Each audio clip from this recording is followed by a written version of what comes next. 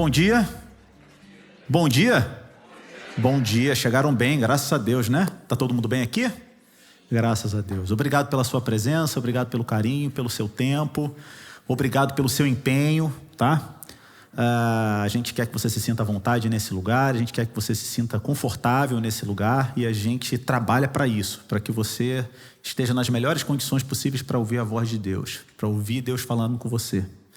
Então, muito obrigado pela tua presença, muito obrigado por você ter chegado até aqui, ter escolhido, eu gosto de falar isso todos os sábados, ter escolhido estar com a gente. Você poderia estar em qualquer lugar, mas você escolheu estar aqui. E nós agradecemos muito a Deus por isso e a você por ter nos escolhido, a fim de que a experiência seja a mais confortável possível, a mais tranquila possível. Eu vou pedir para você desligar o seu celular ou colocar ele no silencioso ou para vibrar, para que você tenha uma conexão mais completa com tudo que está acontecendo aqui e para que você também não impeça a boa experiência de quem está do seu lado, tá bom? Então, se você puder, faça-o agora, tá joia? A gente quer agradecer também de maneira tão generosa, tão carinhosa como todos vocês têm abençoado a comunidade, têm abençoado a nossa vida, e vocês não têm retido a mão de vocês para abençoar essa comunidade. Então a gente agradece as doações, o tempo, a energia, a divulgação, tudo aquilo que vocês fazem pela comunidade. A gente gosta de lembrar de que esse empenho é muito necessário para que essa comunidade continue existindo e continue agindo para além de nós, para que outras pessoas ouçam mais desse amor e dessa misericórdia. Portanto, cada dinheiro que você manda para a comunidade, para o caixa da comunidade, é uma forma de participação. Cada tempo, cada energia que você deposita na sua rede social, divulgando, falando da comunidade, é uma forma de participação. Cada vez que você chega até nós, fala, eu quero atuar, eu quero participar, eu quero ajudar em alguma coisa, é uma forma de doação e a gente agradece o seu tempo, a sua energia e o seu dinheiro. Muito obrigado por confiar tudo isso a nós. Vamos fazer uma oração, agradecer a Deus por estarmos aqui. Senhor, louvamos o teu nome. Obrigado, Pai de amor e de misericórdia, pelo Senhor fazer uma obra maravilhosa usando a cada um de nós, com os nossos recursos, com os nossos talentos, com o nosso tempo, que tudo isso seja depositado não para a nossa glória, mas para a glória do teu nome, para que o Senhor seja engrandecido e para que outras pessoas ouçam mais e mais e mais de ti através de nós. Mas que isso não passe apenas por nós e chegue em outras pessoas, Senhor, mas que isso fique também em nós. Que a gente tenha a nossa vida transformada pelo teu poder e que a gente sinta que nós estamos nos tornando seres humanos melhores, mais conscientes, mais apegados a ti e com uma capacidade de enxergar o outro de um jeito mais profundo, mais generoso. Peço ao Senhor que a experiência que nós vamos ter aqui não seja somente uma experiência da nossa existência, né, dos nossos sentidos, não apenas uma experiência sensorial, mas uma experiência também de consciência e de transformação da nossa vida para a glória do teu nome. É o que pedimos, é o que agradecemos. No nome do Senhor Jesus Cristo. Amém, amém e amém. Deus abençoe você. Vamos todos louvar ao Senhor. Vamos agradecer pelas bênçãos que Ele tem derramado sobre a nossa vida. E vamos dizer para Ele que quer comamos, quer bebamos ou façamos qualquer outra coisa, fazemos para a glória daquele que nos constituiu a sua imagem e semelhança. E tudo que fazemos, tudo que somos é por Ele, para a glória dEle. Vamos todos louvar ao nome do Senhor juntos. Vamos todos proclamar as obras dEle e a glória dEle sobre a nossa vida. Com a gente. Os céus proclamam as obras do Eterno, galáxias cantam de sua imensidão, e uma voz com sons de glória ecoa em toda a criação, do grão que faz a vida irromper, o esplendor e uma voz com sons de glória ecoa em nosso coração. Diante dele nos rendemos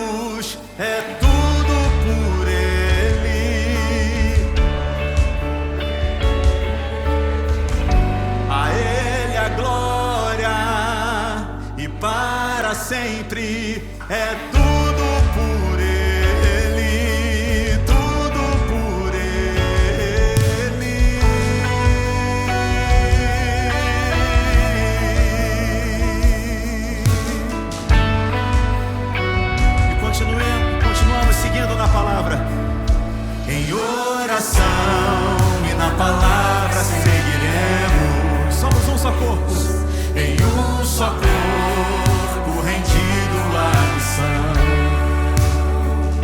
e nossa voz com sons de glória irá romper a escuridão.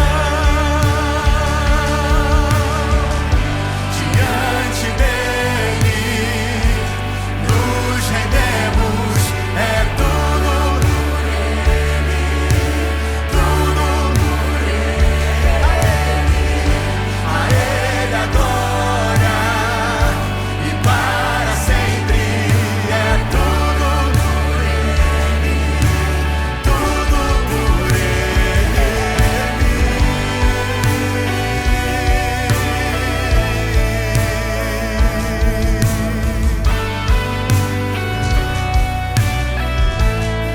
Somente a ele. A ele a honra, a glória e o louvor. Que o reino seja em nós, e nossa vida só por ele. A ele a honra, a glória e o louvor. Que o reino seja em nós,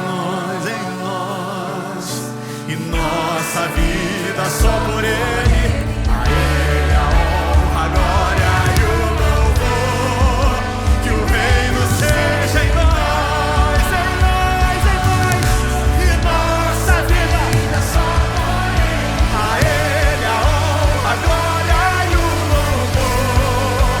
Que o reino seja em nós, a nossa vida e nossa vida só por ele.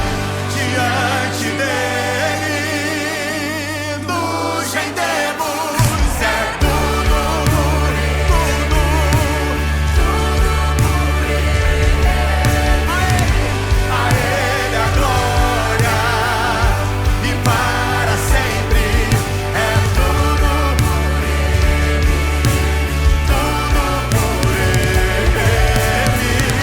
A ele a glória e para sempre, é tudo por ele, tudo por ele.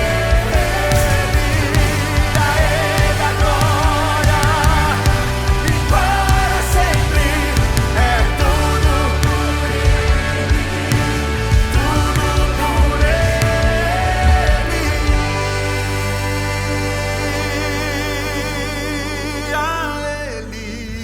A ele a honra, a glória e o louvor. Que o reino seja em nós, e nossa vida só por ele. Por ele e para a glória dele. Tudo que fazemos, nossa vida, os nossos recursos, nosso tempo, a nossa energia, as nossas contribuições, o nosso olhar ao próximo, os nossos abraços, tudo que damos a ele para a glória dele, porque não existe vida fora dele. Não existe vida fora daquele que nos ensina que mais bem-aventurada coisa é dar do que receber. Até o dia em que nós o encontraremos e contemplaremos a sua glória face a face. Até o dia em que definitivamente estaremos com ele. Quanto mais pra gente se encontrar, sinto tanta falta do teu riso fácil. Há lugar pra gente se sentar, uma mesa farta, cheia de bondade. Quando eu te encontrar, preciso te dizer: sem você meus dias são desertos. Vem ao reino, me ensina a te amar e a dar sem receber. Sem você meus dias são desertos. Vem ao reino, venha e veja Tudo que eu mais quero é te ver de perto, dar e receber o teu amor. Veja, tudo que eu preciso é andar contigo, dar e receber o teu amor.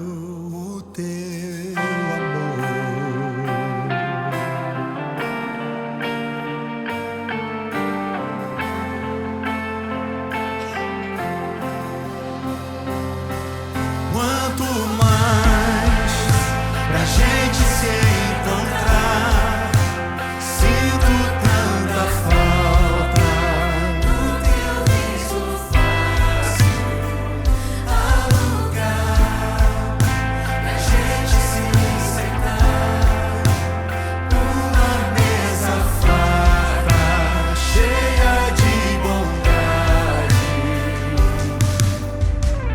Quando eu te encontrar, preciso te dizer: sem você meus dias são desertos. Meu amor, me ensina a perdoar, me a dar sem receber. Sem você meus dias são desertos. E que venha o teu reino, me veja. Tudo que eu mais quero é te ver de perto, dar e receber o teu amor. Veja, tudo que eu preciso é andar contigo, dar e receber o teu amor. Veja, tudo que eu mais quero é te ver de perto, dar e receber o teu amor. Veja, tudo que eu preciso é andar contigo, dar e receber o teu amor.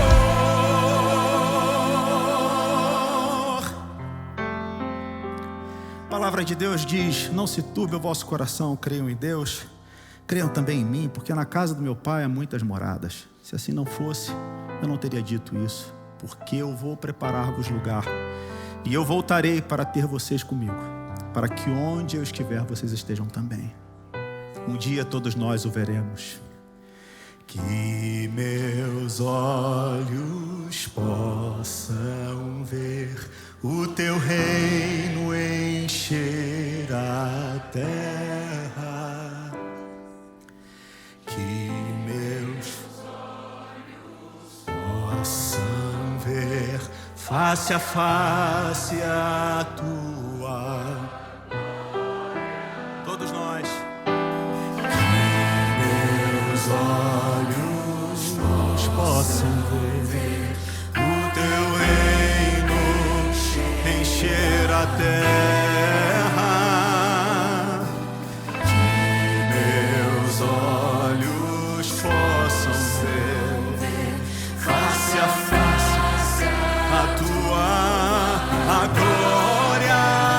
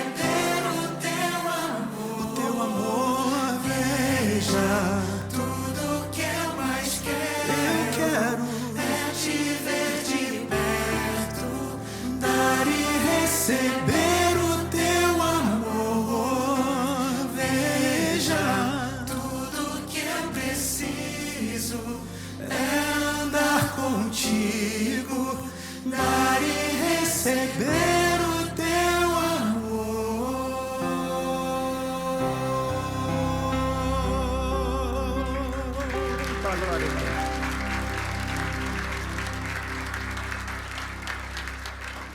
Eu não conheço a sua história, não conheço a sua trajetória. Conheço de alguns aqui que são amigos, que às vezes saem para a gente comer, jantar. Mas da maior parte das pessoas que chegam aqui, que acompanham a gente, você que de repente está em casa, em algum lugar, ouvindo agora esse culto, quem sabe no carro, indo para o trabalho, né? Eu não conheço a sua história, não conheço. E não importa muito isso, sabia? É por isso que a gente insiste em ser uma igreja que não faz perguntas às pessoas. Que não faz perguntas de onde que ela veio, quem é ela. Se quiser falar, tudo bem, a gente ouve. Mas não importa muito os seus antecedentes, sejam eles bons ou ruins. Aqui você não precisa de credenciais para que você faça parte. A gente insiste nisso. Insiste nisso porque a gente quer dizer o óbvio.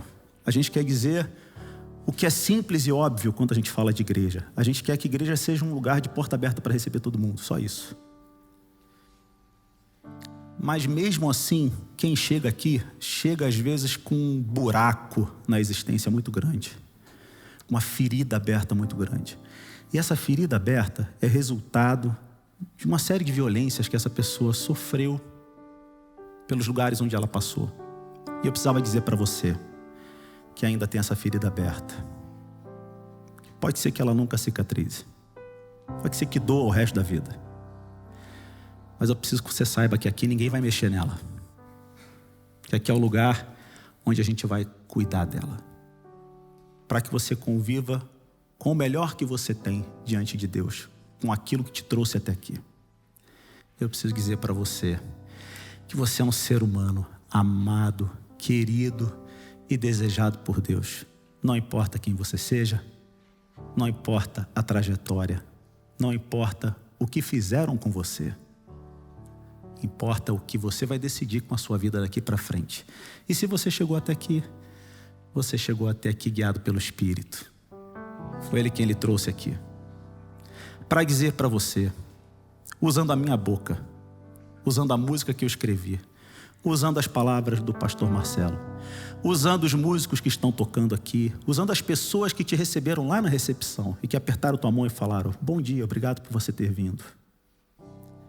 Para dizer para você que você é um ser humano do jeito que você é, com a sua trajetória, exatamente do jeito que você é, amado, querido e desejado.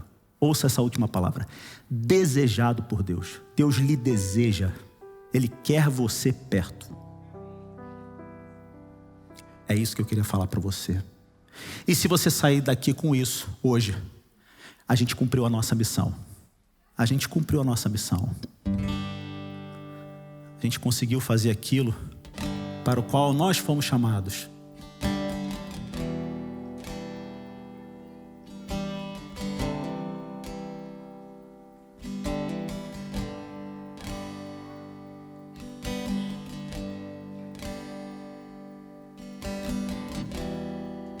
Ouça bem. Se você se sente esquecido, quem sabe deixado para trás, sequestraram tua paz, e pode ser que não reconheçam teu jeito de amar, a tua cor, tua origem, teu valor. Mas ouça bem. Saiba que tua dor não foge aos olhos de quem te amou primeiro.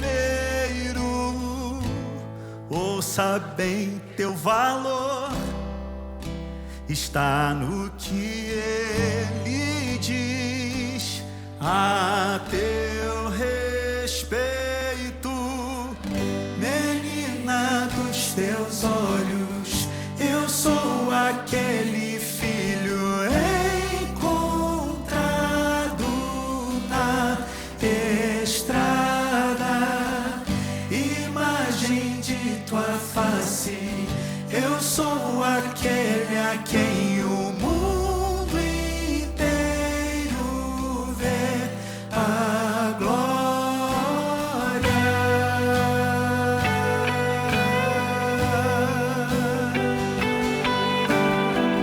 Ouça bem, Deus lhe vê. Deus lhe vê. Se você se sente invisível nas ruas e bares onde vai, tudo passa devagar. Se você grita em silêncio e já não consegue mais dormir, está cansado de fingir, saiba que tua dor não foge aos olhos de quem te amou primeiro. Ouça bem, teu valor está no que ele diz a teu respeito. Menina dos teus olhos, eu sou aquele filho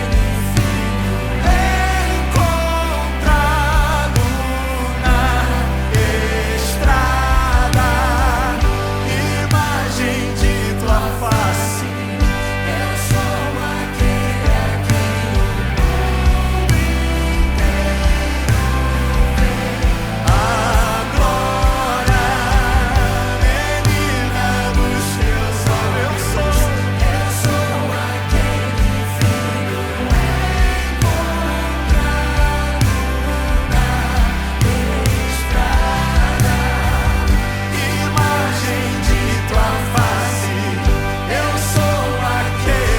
quem o mundo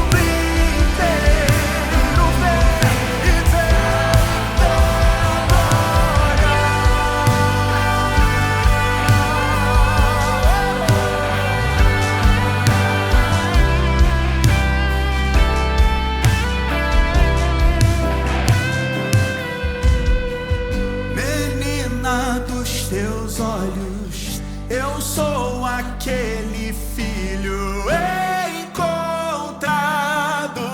a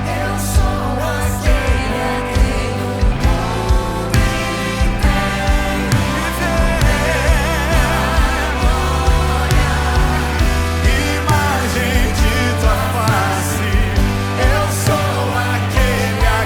na estrada, imagem de tua face. Eu sou aquele a quem o mundo inteiro vê e vê tua glória. Menina dos teus olhos, eu sou aquele filho encontrado na estrada, imagem de tua face. Eu sou aquele a quem o mundo inteiro vê a glória. Imagem de tua face. Eu sou aquele a quem o mundo inteiro vê e Deus vê. Imagem de tua face. Eu sou aquele a quem o mundo inteiro vê a glória. Menina dos teus olhos, eu sou aquele filho encontrado na imagem de tua face. Eu sou aquele a quem o mundo inteiro vê a glória. Menina dos teus olhos, encontrado na estrada, imagem de tua face. Eu sou aquele a quem o mundo inteiro vê a glória.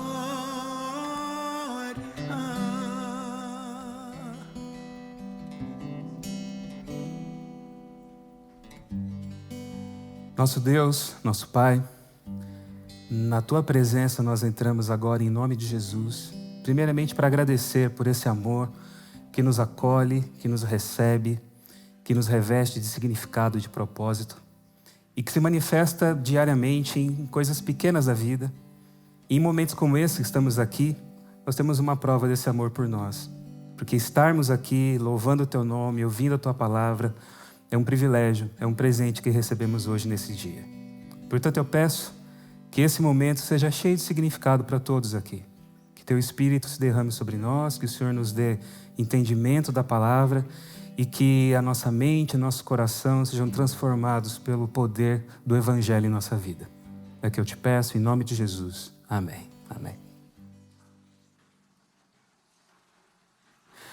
Bom dia, meus queridos. Bom dia, feliz sábado para você que está aqui no Teatro UOL do Shopping Pátio Higienópolis, para você que acompanha a gente em outro momento. Saudações também para vocês. Nós estamos hoje terminando a nossa série sobre as cartas de João. E antes de ler aqui o texto e de comentar alguma coisa aqui com vocês, eu queria só aqui fazer uma perguntinha. Quantos aqui já leram a Bíblia inteira? Assim, de capa a capa. Já leram já? Estou vendo aqui algumas mãozinhas levantadas, né? É um desafio, não é fácil não. Tem gente que faz isso em um ano, né? Aquela famosa São Silvestre bíblica, né? Para você chegar no final, né? Passar pela faixa assim, né? De cheguei, né? Em um ano todo. O tal do ano bíblico que a gente fala, né? E eu sei que 1º de janeiro tem muita gente que abraça esse desafio, né? Ó, esse ano eu vou ler a Bíblia inteira, né? E 1º de janeiro a luz se faz nas trevas para todo mundo, né? Aí depois de uns dias a gente sobrevive ao dilúvio, né? Tá lá junto com Noé, a gente escapa. Mas vai passando o tempo, a gente vai saindo lá de Ur dos Caldeus com Abraão na direção da Terra Prometida, e eu sei que a maioria morre junto com o exército do faraó no Mar Vermelho. É o que acontece com a galera, né? Aqueles que escapam do Mar Vermelho não sobrevivem a 40 anos no deserto. E são pouquíssimos os que voltam do exílio da Babilônia. Talvez aqui eu esteja falando para alguns sobreviventes, né, que conseguiram escapar do cativeiro e estão firmes aqui até hoje. Mas esse lance de ler a Bíblia toda é complicado. E muita gente faz essa leitura assim tão apressada e acaba nem se beneficiando, né, do que o texto realmente pode trazer para a gente de compreensão. Mas eu sei que se você nunca leu um livro inteiro da Bíblia, hoje você vai poder fazer um checklist nesse desafio. Porque hoje nós não vamos ler apenas um, nós vamos ler 2 livros da Bíblia, inteiros aqui. Eu não diria livros, cartas. Para falar a verdade para vocês, nem cartas.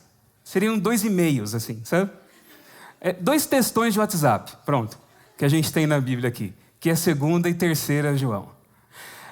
A gente vai ler tudinho, tá? Porque eu já cronometrei uns 3 minutinhos de leitura. A gente não está acostumado, né, a ler assim, de maneira comunitária, né, em voz alta, assim, todo mundo. Mas é importante a gente ler esses textos para vocês entenderem o desafio que a gente vai ter hoje aqui de manhã. Porque é um desafio. Eu nunca preguei na minha vida inteira sobre o 2º e 3º João. Hoje é a primeira vez. E eu espero que seja a última. E eu agradeço imensamente ao pastor Edson por essa oportunidade única que ele me dá de poder falar sobre essas cartas. Na época da pandemia, eu fiz um estudo bíblico geral, assim, sobre um panorama da Bíblia. Eu falei de Gênesis e Apocalipse. Eu criei um grupo de estudos e aquilo foi assim por anos, uns 3 anos. Falei da Bíblia inteira e lidei com o 2º e 3º João, mas num contexto de estudo, assim, entendendo uma outra dinâmica nas cartas. Mas separar assim e falar, não, hoje eu estou sentindo no coração que eu quero falar sobre 2º e 3º João. Nunca aconteceu comigo. Então, hoje é uma coisa única, né? Primeira vez, a vida é feita de primeiras vezes, né? Então, vamos lá, para você também que nunca leu essas cartas e não se recrimine por isso, eu te entendo perfeitamente. Vamos ler 2ª e 3ª João. Diz assim: o presbítero, a senhora eleita e aos seus filhos, a quem eu amo na verdade, e não somente eu, mas também todos os que conhecem a verdade. Por causa da verdade que permanece em nós e conosco estará para sempre. Que a graça e a misericórdia e a paz da parte de Deus Pai e de Jesus Cristo, o Filho do Pai, estejam conosco em verdade e amor. Fiquei muito alegre por ter encontrado alguns de seus filhos que andam na verdade, de acordo com o mandamento que recebemos do Pai. E agora, Senhora, peço-lhe, não como se escrevesse mandamento novo, mas o mesmo que temos tido desde o princípio, que nos amemos uns aos outros. E o amor é este, que andemos segundo os mandamentos de Deus. E este mandamento, como vocês ouviram desde o princípio, é que vocês vivam nesse amor. Porque muitos enganadores têm saído mundo afora, os quais não confessam que Jesus Cristo veio em carne. Este é o enganador e o anticristo. Tenham cuidado para que não percam aquilo que temos realizado com esforço, mas recebam plenamente a recompensa. Todo aquele que vai além da doutrina de Cristo e nela não permanece, não tem Deus. O que permanece na doutrina, esse tem tanto o Pai como o Filho. Se alguém for até vocês e não levar essa doutrina, não o recebam em casa, nem lhes deem boas-vindas, porque aquele que lhe dá boas-vindas se faz cúmplice das suas obras más. Ainda tinha muitas coisas a lhes dizer e escrever, mas não quis fazê-lo com papel e tinta, pois espero ir visitá-los e conversaremos pessoalmente para que a nossa alegria seja completa. Os filhos da sua irmã eleita mandam saudações. Agora, 3 João. O presbítero ao amado Gaio, a quem eu amo na verdade. Amado, peço a Deus que tudo corra bem com você e que esteja com boa saúde, assim como vai bem a sua alma. Pois fiquei muito alegre quando os irmãos vieram e deram testemunho de que você é fiel à verdade e vive de acordo com a verdade. Não tenho maior alegria do que esta, de ouvir que os meus filhos vivem de acordo com a verdade. Amado, você tem sido fiel no que faz pelos irmãos, mesmo quando são estrangeiros. Estes deram testemunho diante da igreja do amor que você tem. Você fará bem encaminhando-os em sua jornada de um modo que agrada a Deus. Pois foi por causa do nome que eles saíram sem receber nada dos gentios. Portanto, devemos acolher esses irmãos para que nos tornemos cooperadores com eles na proclamação da verdade. Escrevi algumas palavras à igreja, mas Diótrefes, que gosta de exercer a primazia entre eles, não nos dá acolhida. Por isso, quando eu for aí, farei com que ele se lembre das obras que ele pratica, proferindo contra nós palavras caluniosas. E não satisfeito com isso, ele não recebe os irmãos, impede os que querem recebê-los e os expulsa da igreja. Amado, não imite o que é mal, mas sim o que é bom. Quem pratica o bem procede de Deus, quem pratica o mal jamais viu a Deus. Quanto a Demétrio, todos dão bom testemunho dele, até a própria verdade. E nós também damos testemunho, e você sabe que o nosso testemunho é verdadeiro. Muitas coisas tinha para lhe escrever, mas não quis fazê-lo com tinta e pena, pois espero vê-lo em breve, então conversaremos pessoalmente. A paz esteja com você, os amigos mandam saudações, dê saudações aos amigos, um por um. Cumprimos o desafio. Você já pode falar que você leu 2 livros da Bíblia num dia só. O que a gente faz com isso que a gente acabou de ler agora aqui, né? Vocês podem perceber que são cartas curtas e elas têm aqui algumas finalidades. Eu vou classificar aqui essas finalidades em 3. Finalidade literária, finalidade superficial. Superficial aqui não porque elas estão lidando com questões frívolas, nada disso. Superficial porque são coisas que você já nota na primeira leitura. Questões ali de exortação, conflitos internos, problemas da comunidade. Mas existe também uma finalidade subjacente, que é transmitir um conceito do Evangelho, uma visão do Evangelho aplicado para a vida. E é sobre isso que eu quero falar mais aqui para vocês. Essas 2 cartas, 2ª e 3ª João, elas não entraram com facilidade no cânon da Bíblia. Você se lembra que no ano passado a gente fez uma série sobre a Bíblia aqui, e um dos temas que eu trouxe aqui foi essa formação do cânon. 2ª e 3ª João só entraram no cânon do Novo Testamento em meados do 4º século. Então demoraram para serem aceitas como cartas apostólicas. Havia muita dúvida a respeito da procedência delas. Pode perceber que elas são aqui creditadas a um cara chamado presbítero. Não tem nome aqui, é o presbítero. O presbítero é o líder, é um ancião, é alguém de mais idade, de experiência na fé. Como elas têm um linguajar e um vocabulário muito parecido com a primeira carta de João e com o Evangelho, todas elas são atribuídas ao apóstolo João, mas ninguém tem certeza sobre a autoria dessas cartas. Elas têm um estilo da comunidade de João ou de alguém que está por trás ali desses escritos, como autor desses escritos. Essa autoria ela é muito discutida. Existem acadêmicos hoje, e um cara que eu gosto muito de ler, inclusive a gente está fazendo uma série nos nossos PGs aí de um livro dele, um cara chamado Richard Bauckham, que é uma autoridade sobre cristianismo primitivo. Ele vai até além, ele diz assim que Evangelho e as 3 cartas foram escritos pelo mesmo autor, mas eles não eram o apóstolo João. Ele fala, era João o presbítero. Existe o apóstolo João, segundo ele, e João o presbítero.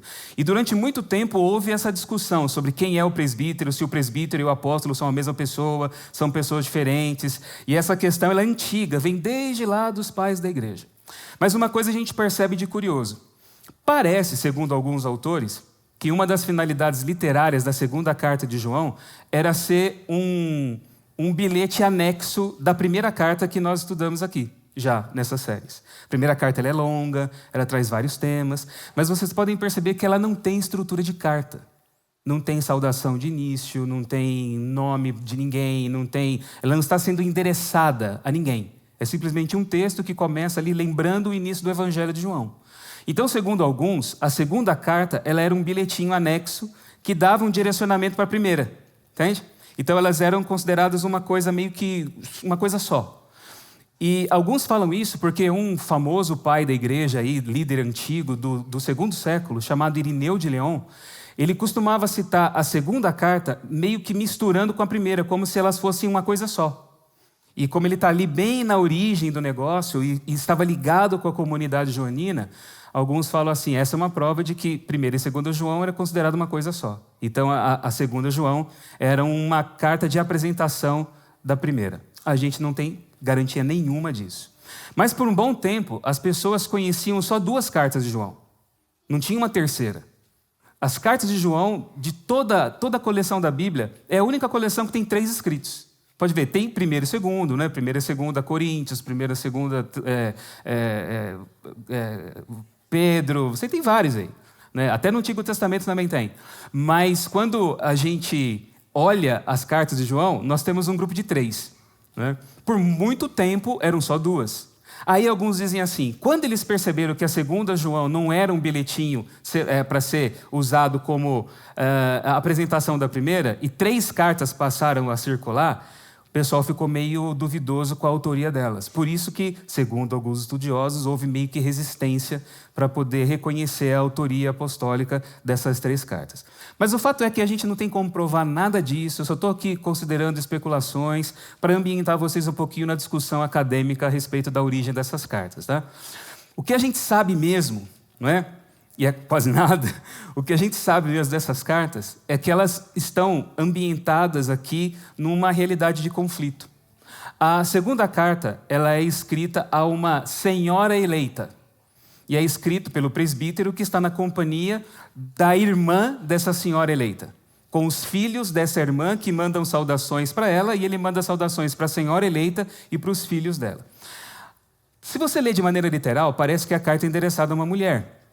Mas é quase que um consenso entre os comentaristas e estudiosos que esse termo senhora eleita era uma maneira simbólica de se referir a uma igreja. A senhora seria a igreja e os seus filhos os membros dessa comunidade. E o presbítero escreve de uma outra comunidade, que é a irmã eleita dessa senhora também. Então seria uma maneira meio cifrada, codificada de se referir às comunidades. E parece que realmente é o que faz sentido pela maneira como a gente encontra as questões delineadas ali de vida comunitária na segunda carta de João. A terceira carta já tem um endereço fixo. Ela é enviada por um cara chamado Gaio. Existem vários Gaios no Novo Testamento. Tá? A gente não sabe se esse Gaio aqui da terceira carta é algum dos Gaios já citado no Novo Testamento. A gente não tem como saber disso. Mas esse era um nome muito comum. Né? A gente não tem como ter certeza. Mas a gente percebe nessa carta alguns outros personagens que aparecem aí. A carta é direcionada a um Gaio, mas existe um conflito entre o presbítero e um cara chamado Diótrefes. A gente leu aqui, vocês perceberam, né? Que Diótrefes era um cara que não recebia as pessoas, era um cara ali que até não dava acolhida ao presbítero e expulsava a galera da igreja. E no final da carta, um tal de Demétrio aparece, ele recebe um bom testemunho do presbítero, e ao que tudo indica, ele era o cara que levava essa carta para o Gaio. E era uma forma de recomendar também esse Demétrio para ser um auxiliar do ministério lá da igreja onde o Gaio fazia parte, comungava ali com os demais irmãos. Isso é o que a gente sabe dessas cartas. E uma outra coisa que a gente percebe também, a gente também não tem como reconstituir cenário histórico, né? Mas uma coisa que a gente também percebe é que havia alguns problemas já aparecendo nessa época em que essas cartas foram escritas, problemas de infiltração do dualismo da cultura grega na mentalidade cristã. A ideia de que o corpo é mau, só o espírito é bom, levou a algumas conclusões radicais por parte de alguns cristãos daquele período. Como, por exemplo, o fato de que se o corpo é mau e o espírito é bom, Jesus nunca se encarnou. Jesus ele era uma aparência de ser humano. Ele era um holograma que andava aqui na Terra, a galera via aquilo, mas se você chegasse nele, voou, a mão atravessava. É um negócio bizarro a gente acreditar isso, mas isso virou uma doutrina, chamada de docetismo, que vem da palavra grega dokel, que é parecer. Ele parecia carne, mas não era. Porque se a carne é má, Jesus nunca poderia se encarnar. O que ele veio fazer aqui então? Ele veio livrar a gente do corpo. Salvação é você se livrar do corpo. O que você faz com o corpo não importa. Então, era uma espiritualidade sem ética. Porque para eles, se tudo aquilo que eu faço no corpo eu chamo de pecado, se o que o corpo realiza não importa, não tem pecado. Então não tem certo, não tem errado, entendeu? Viva a sua vida aí de boa, sem problema nenhum. O lance é, preserva o espírito, porque depois de desencarnar, seu espírito vai estar evoluído, e esse que é o foco, essa que é a salvação. Então não tem redenção, não tem morte de Jesus, não tem nada disso, até porque Jesus não era carne, como é que ele ia morrer? Né? Então essa ideia começou a circular, por isso que aqui no texto tem essa ênfase, né? Aquele que diz que Jesus não veio em carne. Na primeira carta, João também aparece essa mesma ideia. E aí tem um confronto, um conflito entre esses mestres que pegavam esse cristianismo dual e aqueles que anunciavam a experiência com o Cristo que se fez homem, viveu aqui na Terra e que havia ensinado a gente a viver uma vida de qualidade aqui. E é esse conflito que a gente vê, subjacente aqui nessa história da carta, né? Então nós temos a finalidade literária, nós temos aqui essas finalidades superficiais, essas questões que eu coloquei para vocês, mas existe ali o cerne do evangelho para a gente, o que fica para a gente aqui. Primeira vista, a gente vê um conflito envolvendo hospitalidade. E isso talvez é o ponto que mais choca a gente quando a gente lê essa carta. Porque na segunda carta de João, diz assim, olha, esses falsos mestres, nem dê oi para esses caras. Não receba esses caras em casa. Se receber esses caras em casa, vocês são cúmplices do que eles fazem também. É um negócio meio pesado, né? Cadê o amor ao próximo, aquela coisa toda e tal, né? Aí na terceira carta, a hospitalidade também aparece, mas é uma coisa irônica, né? Na segunda, o presbítero fala, não recebam esses caras. Aí na terceira carta, quem não é recebido é ele.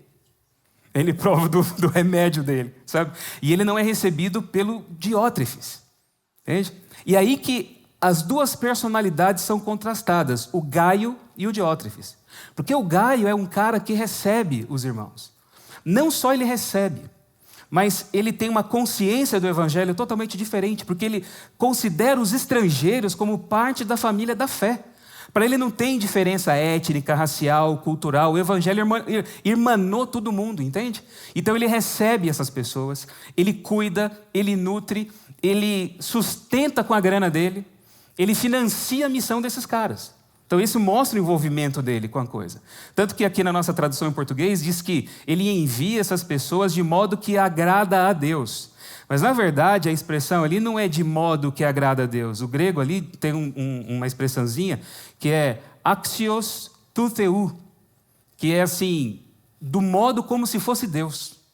É isso que está dizendo. Na antiguidade havia várias lendas, né?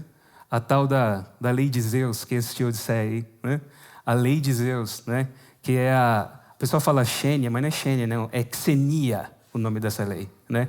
Xenia, que é você pode estar recebendo um Deus sem saber na sua casa. Então tem que ser hospitaleiro com todo mundo.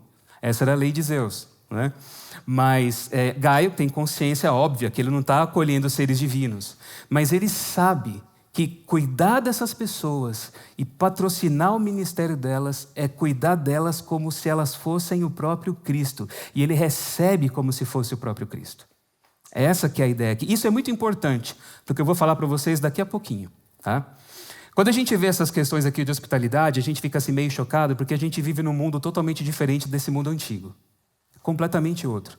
Num mundo onde você não tinha rede de hotel, onde você não tinha estrutura logística para fazer viagens distantes, você dependia da hospitalidade de pessoas quando você chegava num lugar diferente.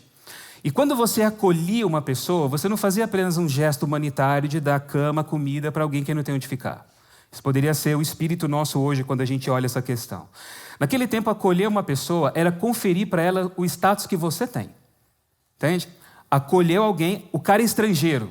Ninguém sabe de onde ele é, ninguém conhece a história dele, ninguém sabe a procedência dele, mas ele está hospedado na casa de fulano. Ah, se o fulano é bem considerado na comunidade, o estrangeiro que você nunca viu passa a ser considerado com o mesmo status daquele que o acolheu.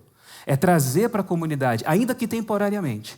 E é uma forma de você financiar também a estadia da pessoa naquele lugar. Então, quando o presbítero fala assim, olha, tem gente ruim, tem gente perversa, tem gente abusadora, controladora, maligna no meio de vocês, e vocês estão financiando esses caras. Não acolham essas pessoas pelo bem de vocês, pelo bem da saúde da comunidade. O que ele fala aqui não é uma manifestação de ódio, pelo contrário, é de amor, mas é de amor pelo todo. Ele está pensando no todo. Ele não está olhando simplesmente a questão de alguém que não tem onde ficar. Ele está pensando assim, se esses falsos mestres chegam na cidade e não têm onde ficar, eles não vão ficar por aí, eles vão embora. Deixa esses caras irem para outro canto. Não financiem aqueles que estão aí para poder prejudicar a vida e a espiritualidade de vocês. É isso que ele está dizendo aqui. Então, quando a gente olha isso, e trazendo hoje para a nossa realidade, porque a gente vive num contexto totalmente diferente, a gente pode entender essa questão através de dois aspectos assim bem polarizados, né? A gente vive numa modernidade onde nós nos relacionamos apenas com aquele que é igual a nós, apenas com quem fala a mesma língua, apenas com quem comunga das mesmas ideias. E isso vai fazendo com que o nosso círculo de intimidade, de amigos, se torne a imagem e semelhança de quem nós somos. Tudo aquilo que é diferente de mim é ameaçador. Eu sou o centro de tudo, o que não sou eu é perigo. É assim que a gente vive hoje. E a gente se fecha, a gente se tranca, a gente se isola dentro dessa lógica. Aquele psicanalista, Christian Dunker, ele usa um termo assim, que eu acho bem legal, que é a lógica do condomínio. É o que ele fala. A lógica do condomínio se aplica à nossa sociedade. A gente vive atrás de muros, num ambiente aparentemente organizado e seguro, e tudo que está para além dos muros é desorganizado, caótico e ameaçador. O outro é perigoso para mim. E todas as questões de conflito, elas são legadas e são consideradas problemas de gestão. É assim que acontece. Então, tudo vai obedecer essa ordem. Todos os problemas sociais, problemas subjetivos, são problemas de gestão. E aí o mal-estar, ele precisa ser diagnosticado, medicado, controlado. É assim que a gente vive hoje, não é assim? Essa é a nossa realidade, tá? E a gente não questiona a origem do conflito subjetivo, social, do mal-estar que a gente vive. A gente se isola atrás de muros e a gente vai segregando, separando, fazendo de conta que o outro não existe. O diferente não existe. Esse é um comportamento polarizado em relação a essa questão da diferença que a gente tem. O que o presbítero faz aqui nessa carta, não é, quando ele diz para não acolher, não é a lógica do condomínio. A lógica do condomínio é o Diótrefes. É ele que está se fechando, porque ele quer controlar, ele quer dominar. Ele quer um ambiente hegemônico, a imagem e semelhança dele, porque ele quer a primazia. Esse cara está nessa lógica aqui. E essa lógica do condomínio, a gente vê na política, na sociedade e na religião e em muitas comunidades religiosas. A gente vê esse espírito do exclusivismo, do segregacionismo presente, do controle opressivo sobre as pessoas. Esse é o Diótrefes. O que o presbítero faz é o contrário. Ele chama a questão para ser discutida de maneira coletiva. É por isso que ele trata disso numa carta. Fala assim, olha gente, o problema existe. A gente não vai se fechar aqui e negar. Existe essa realidade. Como é que a gente lida com isso de maneira coletiva, social? É dar nome às coisas e chamar a responsabilidade para solucionar o conflito para cada um que faz parte dessa comunidade. Essa é a mentalidade dele que a gente vê aqui.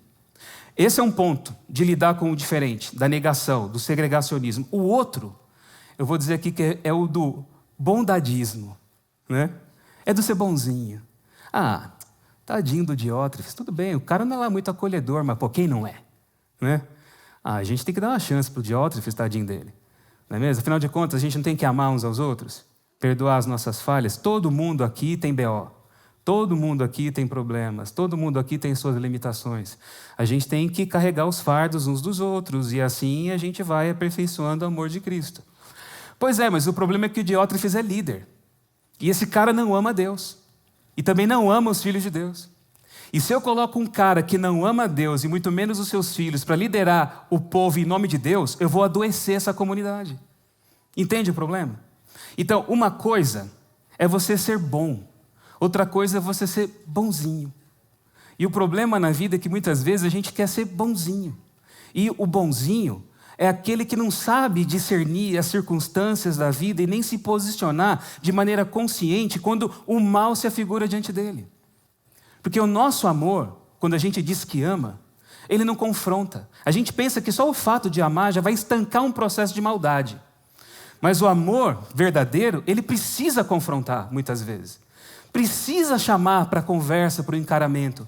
Precisa mostrar quando o mal está ali, diante de todo mundo, e aquilo pode danificar não apenas a vida de um indivíduo, mas de toda uma coletividade.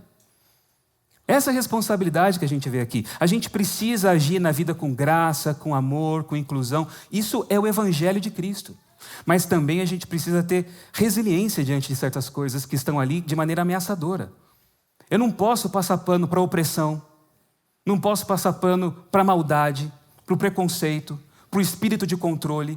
Eu não posso tolerar isso no meio como se fosse algo normal, quando aquilo está ali adoecendo e colocando pessoas como vítimas de quem vive esse espírito na sociedade. É essa a questão aqui. E aí vem aqui o ponto final. Já está quase acabando o meu tempo aqui, agora que eu cheguei onde eu quero. Mas vamos lá, tá? Comigo aqui. O ponto de inflexão da carta. E aqui vem o que eu quero que você leve para a sua vida hoje. Porque a gente olha tudo isso e fala, beleza, legal, você constatou tudo como era antes, como é hoje, mas o que tem a ver com isso? E aí vem o texto que aparece na terceira carta, no versículo 11, que diz assim: amado, não imite o que é mal, e sim o que é bom. Quem pratica o bem procede de Deus, quem pratica o mal jamais viu a Deus. Essa palavrinha, imitar, quando a gente vê aqui em grego, ele vai dizer assim, agapeté, amado, me mimu, não é mimimei, que é aquele lance que a gente fala hoje, né? Dar um presentinho, fazer um agrado e tal. Não é isso não. Me é não. E mimu vem do verbo mimeistai, que é o imitar. Me mimuton kakon, alaton agaton. Não imite, né, o que é ruim, mas sim o que é bom. Essa palavra, esse verbo mimeistai, dá origem para a gente em português a palavra mimesis. Já ouviram essa palavra já? Mimesis. Mimesis é a reprodução de um modelo. É a reprodução de um conceito. É a apropriação, a reelaboração desse conceito e a refiguração da realidade com base nesse conceito. Não é simplesmente você olhar e copiar. É você transformar a sua forma de ser e de viver com base nesse conceito. Esse é o chamado que aparece aqui. E não só aqui. Quando a gente lê toda a literatura joanina, o Evangelho e todas as cartas, existe essa ordem, essa exortação, essa vontade expressa de que nós reproduzamos na vida, se é que eu posso falar assim, não é? Um modelo maior. Essa palavra, esse verbo mimeistai, aparece só uma vez, em todos esses escritos aqui. Mas quando a gente lê o Evangelho de João em todas as cartas, aparecem cerca de 44 expressões linguísticas que estimulam essa mimesis, essa reprodução na vida.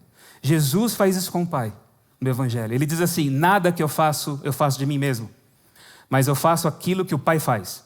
O que o Pai faz, o Filho faz também. Não é assim que ele fala o tempo todo? Não que ele esteja ali copiando literalmente aquilo que ele vê Deus fazendo, mas ele se apropria da realidade divina e ele vai reatualizar essa realidade na vida dele. Por isso ele é o representante de Deus. E o chamado das cartas de João é para que na nossa realidade a gente se aproprie dessa mensagem do Evangelho e a gente se torne agora reproduções dessa vida de Cristo segundo você mesmo. É para você viver Jesus como você é, na sua realidade. Isso é, segundo João, andar na verdade. Por isso que ele fala andar na verdade. Ele fala andar nos mandamentos. Ele fala viver o amor. E percebe que ele faz aqui uma troca, uma realidade de intercâmbio entre a palavra verdade, mandamento e amor. Não é? Quando a gente fala mandamento, a gente tem na nossa cabeça, né, por causa do nosso léxico, né, dos termos que a gente guarda aqui, mandamento, 10 mandamentos. Então, onde você vê mandamento, você pensa nos 10 já, nas tábuas de pedra. Não é isso que João está falando aqui. O pastor Edson falou sobre esse negócio do mandamento aqui para vocês. Aqui é o propósito, a vontade de Deus. O mandamento maior não é para que você obedeça uma lista de pode, não pode, de faz, não faz. Qualquer mico adestrado faz isso. Entende? O desafio na vida é reproduzir Jesus em mim. Por isso que o mandamento é amor. Amor é aquilo que Jesus é. Aí você fala assim, esse papinho de amor aí é fácil, falar de amor. Quero ver chamar o pecado pelo nome, né? É isso que a gente fala assim, esse negócio de amor. Já vem essa historinha de amor, né? Turminha do amor, que nem falam, né? Assim, né? Já vem esse negócio aí. Pois é, qualquer fariseu guarda mandamento. É a coisa mais fácil. Agora, para você amar e reproduzir Jesus em você, você não consegue emular isso de maneira artificial. Precisa de uma conexão. A mímesis acontece de duas formas. A mímesis performativa, que é fazer, e a mímesis existencial, que é o ser.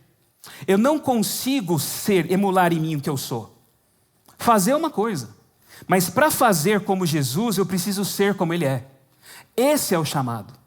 E é isso que aparece na segunda carta e na terceira carta, é isso que atrela toda a mensagem da verdade.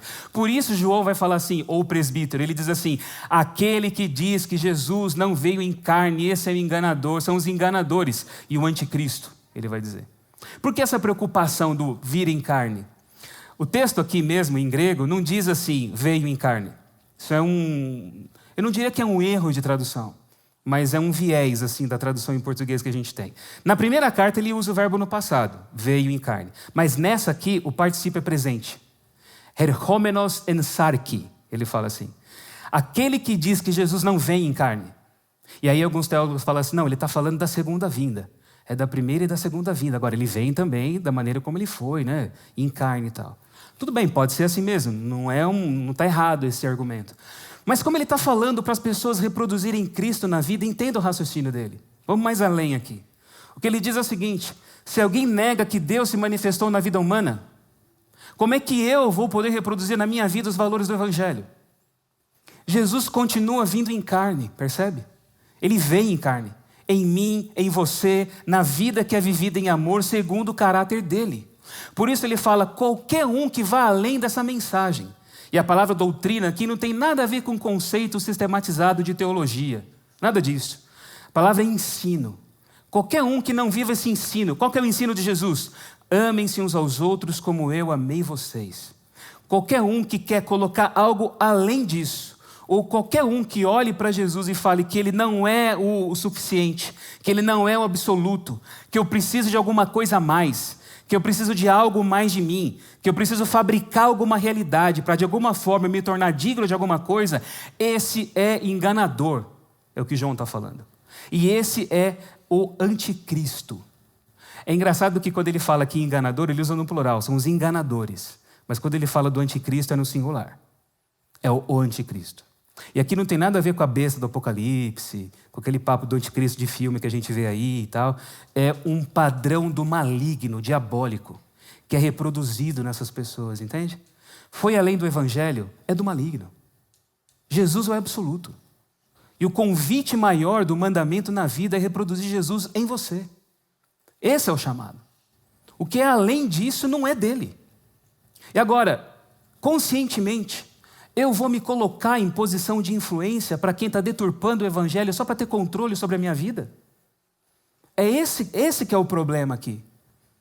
Gente, eu não tenho nenhum problema, falando sério para vocês, de me sentar aqui na praça de alimentação do shopping e bater um papo, tomar um café, comer, trocar ideia com quem pensa diferente de mim. Nenhum problema. De almoçar com quem não é da minha fé, com quem vota em político diferente do meu. Não tem nenhum problema com isso. Até com quem não acredita em nada daquilo que eu acredito. Porque existem pessoas maravilhosas em vários aspectos da vida. A gente sabe disso. Agora, uma coisa é você entender que a pessoa conscientemente deturpa a mensagem do evangelho para controlar, para humilhar, para subjugar, para poder negar o amor de Deus e você se colocar na esfera de influência desses caras. Gente assim, para mim, não entra na minha casa. E não entra em forma de vídeo, não entra em forma de reels, não entra em forma de nada, nada. Eu tiro da minha vida essa influência. E eu peço que Deus me dê sabedoria para discernir aquilo que é e não é evangelho. Entende? É essa consciência que a gente precisa ter.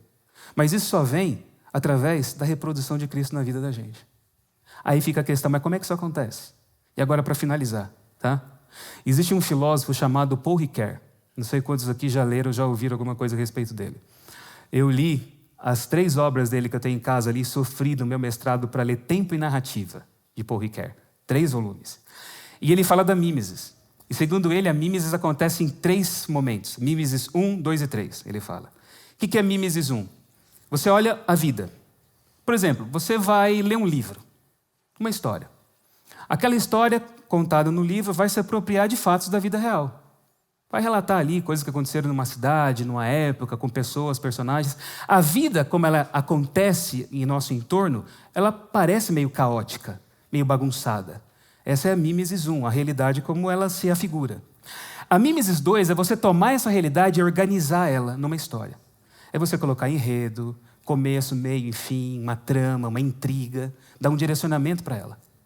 A mimesis 3 é quando você lê essa história, quando você assiste essa história, quando você recebe essa história e você reflete sobre ela, você internaliza essa história, ela se torna parte de você e ela vai reconfigurar a sua maneira de enxergar o mundo. Por isso, muitas vezes, você olha assim e você diz, poxa, aquele livro mudou a minha vida, não é? Ah, eu tenho um filme para mim, que aquele filme para mim, nossa, transformou a minha maneira de pensar e de sentir. Você não tem algo, uma história assim na sua vida? Você passou por essa mimesis, de uma realidade aparentemente sem nexo, para uma organização dentro de uma intriga com um propósito e a refiguração da existência com base nessa realidade. Ele vai mais além, ele diz assim, que a nossa vida só tem sentido quando a gente conta a nossa história. Quando você chega e diz assim para alguém, quem você é? E a pessoa responde para você, dizendo o nome dela, a profissão dela e falando um pouco da família, você não sabe quem essa pessoa é.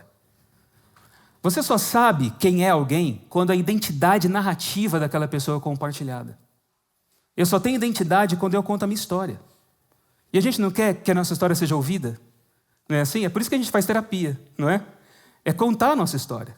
É colocar para fora aquilo que nós somos, o que nós vivemos. E a gente organiza a nossa história dentro de um enredo. Percebe? É aí que a gente tem identidade. É aí que a gente vai reconfigurando a realidade. E a nossa vida pode, muitas vezes, apresentar um enredo de diferentes gêneros, né? Tem muita gente aí que a vida é um drama. Tem gente que a vida é um filme de terror, né? E tem alguns que a vida é uma comédia. Né? E para alguns tem momentos, né, de terror, comédia, drama. E a maioria da nossa vida é assim. A gente vive traumas, a gente passa por situações de conflito, por problemas, por páginas que a gente queria arrancar da nossa vida. Mas elas fazem parte da nossa existência. E aí qual que é o desafio? É você olhar e não pensar assim, por que isso aconteceu comigo? Mas o desafio é, como é que eu posso agora reelaborar isso? Para que isso possa ser assimilado, simbolizado, integrado na minha história, e para que eu não defina quem eu sou com base apenas nessa realidade que aconteceu, nesse ponto aqui. Esse é o grande desafio. Vocês já passaram por muitas coisas na vida de vocês, mas vocês estão aqui. Porque de alguma maneira, tudo aquilo que você viveu conseguiu ser reelaborado. Você olhou para tudo isso e você integrou isso na sua história. E isso transforma você em quem você é hoje. Mas a gente ainda precisa de ter uma direção, um sentido, um propósito, um significado. E é isso que a gente busca nessa identidade narrativa. E aí que vem essa mimesis. E o que 2º e 3º João deixa para a gente aqui? No meio de todo esse conflito que eu coloquei para vocês. O convite é para que essa mimesis seja feita, não com base num romance, numa história qualquer, num filme, mas narrativa do Evangelho. A mimesis de Jesus. É essa história maior que pode dar para a gente sentido, que vai fazer com que você relabore, ressignifique, reconfigure o seu mundo, a sua maneira de pensar, de sentir, de existir, a sua identidade. Vivendo como Jesus viveu, reproduzindo na sua vida o estilo de Cristo em todos os seus relacionamentos, em todas as dimensões da sua existência. Andando na verdade, praticando o mandamento no amor, vivendo essa presença encarnada de Cristo em você. Essa é a mimesis. E não deixando que Diótrefes acabe com o amor, a paz e a comunidade que a gente está construindo aqui. Essa é a mensagem de 2º e 3º João. E que Deus abençoe a todos nós, em nome de Jesus. Amém. Amém.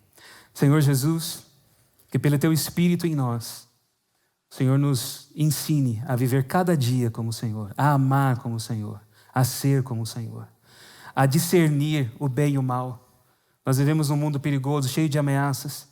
Nós queremos abraçar, incluir, transmitir o amor, mas nós também queremos confrontar a maldade, a perversidade, onde quer que ela esteja, com o poder do Evangelho e com a sabedoria da graça. Ensina-nos a ser assim. Conduz os nossos pés e dê significado à nossa existência. É o que eu te peço em nome de Jesus. Amém. Amém.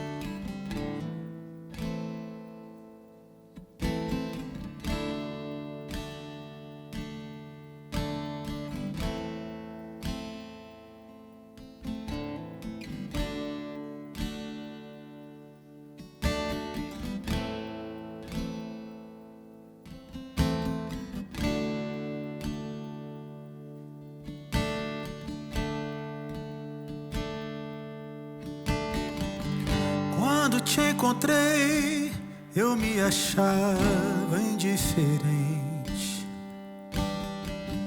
e julgava ser alguém pior.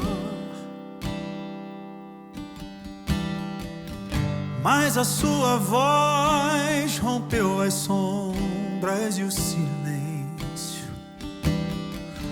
arrancou de mim algo melhor. Tudo que eu quero é amar, amar e ser como você. Enxergar o mundo que existe ao meu redor.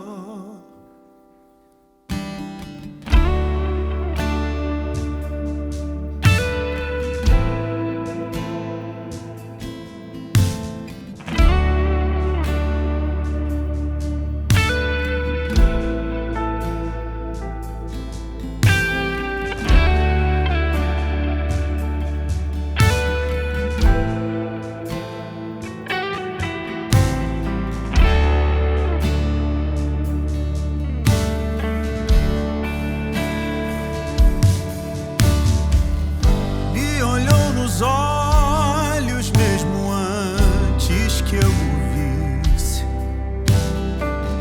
me levou além da multidão,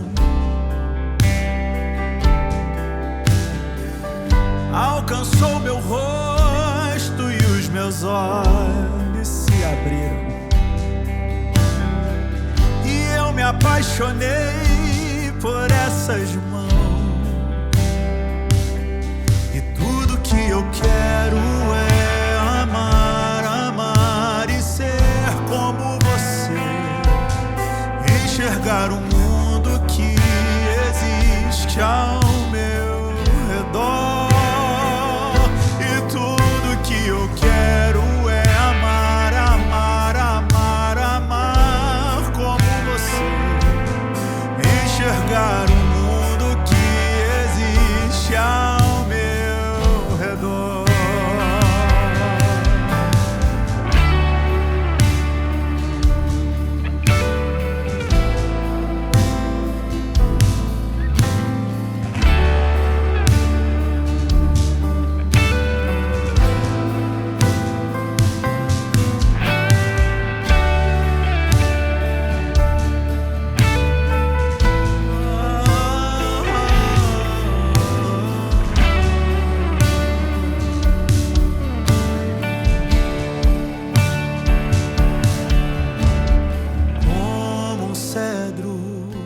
plantado às margens de um rio, eu te vi, eu te vi. Como um cedro plantado às margens de um rio, eu te vi, eu te vi.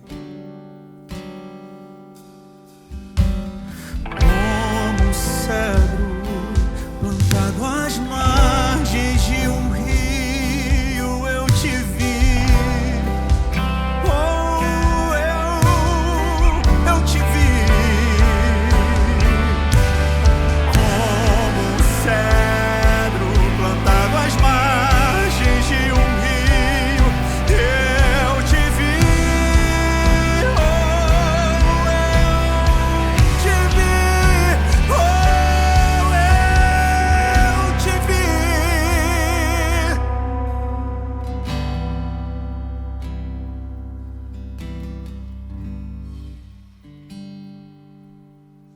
Vamos ficar em pé.